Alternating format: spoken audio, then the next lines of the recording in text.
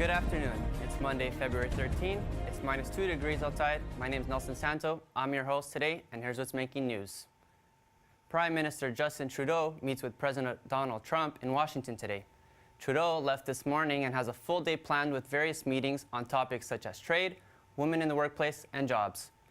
Trudeau and Trump participated at a roundtable along with women business leaders that included the president's daughter, Ivanka Trump. The talk focused on women entrepreneurs advancing in the workplace. In a joint statement, the leaders recognized the two-way trade between the countries and want to continue building on those strong trade and economic ties.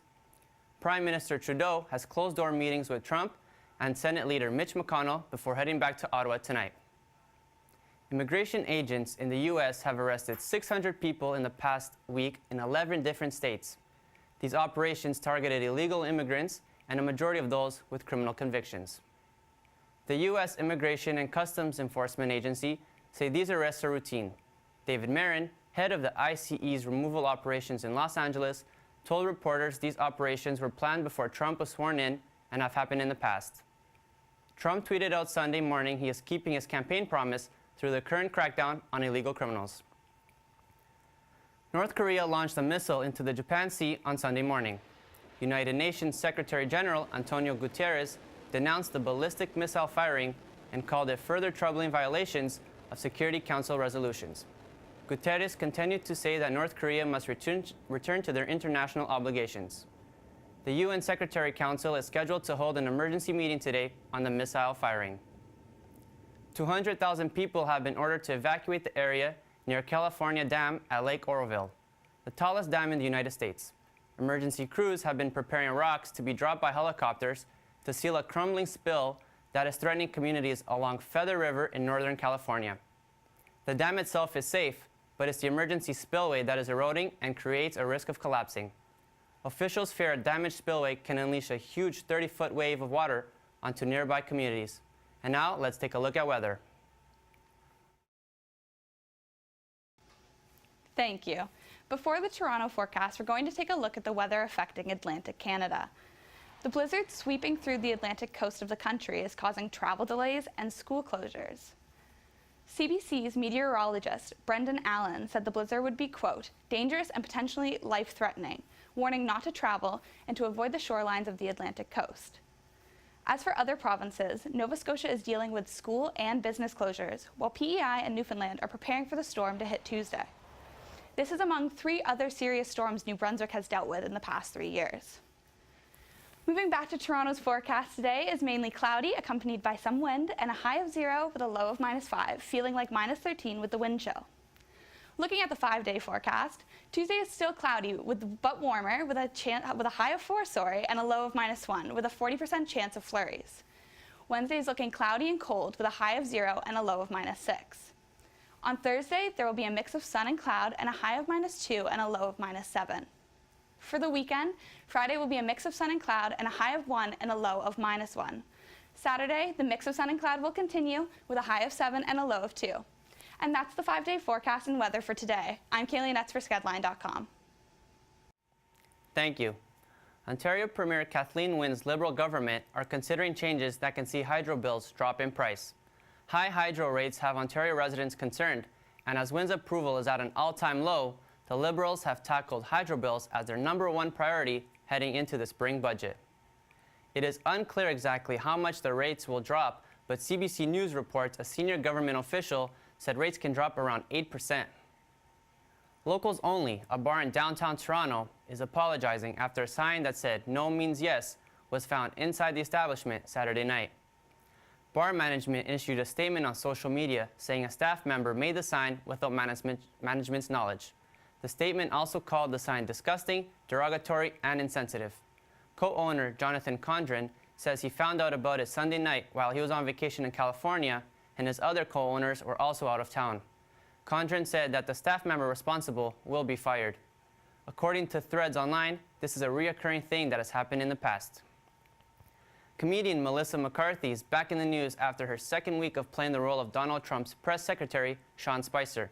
SNL hit a 6-year high in ratings because of McCarthy and Alec Baldwin's portrayals of Trump and his administration. Now let's go see what else has been entertaining the news with Jake. I'm Jake Clutchy, and this is your entertainment news for February 13th. As we all know by now, social media is still exploding with Grammy news after last night's annual show. As Grammy MC, popular late-night show host James Corden appeared as his energetic and enthusiastic self, opening the night with a dramatic fall down the stairs, then quickly getting up and launching into a rap. Corden kept the mood light, appearing as the Corden we all know and love. Corden could not resist singing along to Sweet Caroline with his Grammy edition of Carpool Karaoke, featuring stars such as J-Lo and John Legend. Hello singer Adele won every award she was nominated for last night, beating out Beyoncé for Album, Record, and Song of the Year with her album 25 and hit song Hello. The 28-year-old British singer became the first artist in Grammy history to win the night's top 3 awards twice. The first time was for her album 21 in 2012. In a heartfelt speech, Adele thanked Beyoncé for the Lemonade album and her messages of empowerment. Let's take a look at that. And the way that you make me and my friends feel, the way you make my black friends feel is empowering, and you make them stand up for themselves. And I love you, I always have, and I always will. One of the night's biggest moments was a huge surprise to everyone, including the producers. As the show ended, Adele broke her Grammy in half, saying that it should be shared with Beyoncé for her Lemonade album. Beyoncé went into the night with a leading 9 nominations, picking up only 2 Grammys, which shocked her fans. Everyone is talking about Beyoncé's anticipated performance, in which she performed a medley from her Grammy-nominated album Lemonade, featuring hits Love Drought and Sandcastles. Beyoncé announced last week on Instagram that she is pregnant with twins, which heightened the anticipation for seeing her perform. Fans were amazed at the dynamic and physical performance by the singer, who at one point was leaning all the way back on an elevated chair. Chance the Rapper made history last night, having made the first streaming-only album ever to be nominated for a Grammy. The rapper picked up 3 awards last night. Let's take a look at last night's notable tributes. The Grammys also took the time last night to remember 3 iconic stars that we lost over the last year. Bruno Mars took the Grammy stage with The Time to pay tribute to Prince, playing his mega hit Let's Go Crazy. Mars replicated Prince's dynamic guitar soloing. Little Big Town, Demi Lovato, Tori Kelly, and Andra Day all took to the Grammy stage together to play a tribute to the Bee Gees' Barry Gibb. The audience at the Staples Center heard hits including Stayin' Alive and Tragedy. In a tribute to the late Wham singer George Michael, Adele performed Fast Love and made a point of getting it right. Let's take a look at that. I'm sorry for swearing, and I'm sorry for starting again. Can we please start it again? I'm sorry, I can't mess this up for him. I'm sorry, I can't. And finally, in related news, 7-time Grammy winner and moonlighting singer Al Jarreau has passed at the age of 76. Jarreau passed away hours before the Grammys, just days after announcing his retirement. For more on last night's Grammy Awards, head over to skedline.com for reporter Rob Lowry's rundown of last night's show, as well as other entertainment news. That's your entertainment update for Monday, February 13th. I'm Jake Clutchy. Thanks, Jake. Now let's go over to Sam with your sports news for the day. Hi, I'm Sam Layden here with today's sports news. The Humber Hawks crushed the Cambrian Golden Shield in women's basketball with a 108-35 point win yesterday. On Saturday, the Hawks also beat Cambrian 102-24. Freshman forward Mia Campbell-Johnson scored a career-high 12 points in the first half, and Chioma Uriawa becomes Humber's first women's basketball player to record 500 career rebounds. Humber's men's basketball team beat Conestoga 103-87 in another crushing win on Saturday. Now, if only Toronto's own basketball team could do so well. The Detroit Pistons stole a 16-point lead away from the Raptors Sunday night in the final 9-minute comeback. Ironically, this was one of Toronto's better games in the last 6 weeks. If it weren't for a free throw off an offensive rebound putting the Pistons up by 1 point in the final seconds of the game, it could have marked a turnaround for Toronto this season. And what might be a hopeful season for the Leafs took a turn for the worst when Buffalo Sabres took a 3-1 win on Saturday. Toronto Maple Leafs' Morgan Rielly secured a lonely goal, but it wasn't enough to top Buffalo's 2-point lead in the first half. The Leafs host the New York Islanders tomorrow, and fans can be hopeful their performance in previous games keeps up. Canada's hockey teams will be busy the next couple of days as Calgary takes on Arizona tonight at 9 o'clock. Ottawa, Edmonton, and Winnipeg will be playing on their home turfs this Tuesday against Buffalo, Dallas, and Arizona respectively. Before those games, though, Vancouver is visiting Pittsburgh to play the Penguins. Canada's Eric Guay snagged 2 silver medals in the World Championships in Switzerland this past week. One in the Super G alpine skiing, making him the oldest person to win such a title, and another 4 days later in men's downhill. Fellow Canadian Manuel Osborne Paradis joined Guay on the podium in alpine skiing for a bronze medal.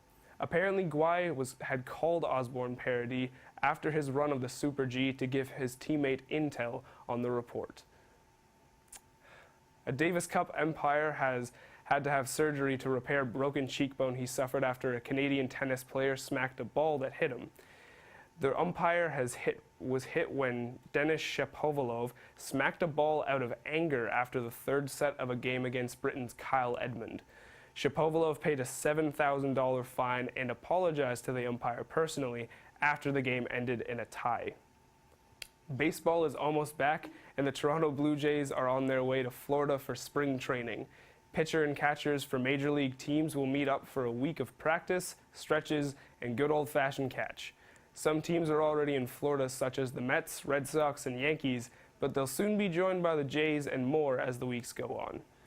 For all your sports news from Skedline, I'm Sam Layden. Have an awesome day. Thanks, Sam, for that rundown on the sports. So here's a story that may not show great athleticism, but shows endurance that's pretty peculiar. It involves ice, riding lawnmowers, and 12 hours. 2 women from Estonia won the coolest lawnmower race on ice. The duo slid into victory in the annual 12-hour lawnmower ice Grand Prix in Finland on the weekend. Drivers had to compete as many laps as possible around the 850-meter course. Anna and Stella crossed the line in first place and took great pleasure in beating their male counterparts. That's all for news for today. Don't forget to check out skedline.com for more. I'm Nelson Santo, and have a good day.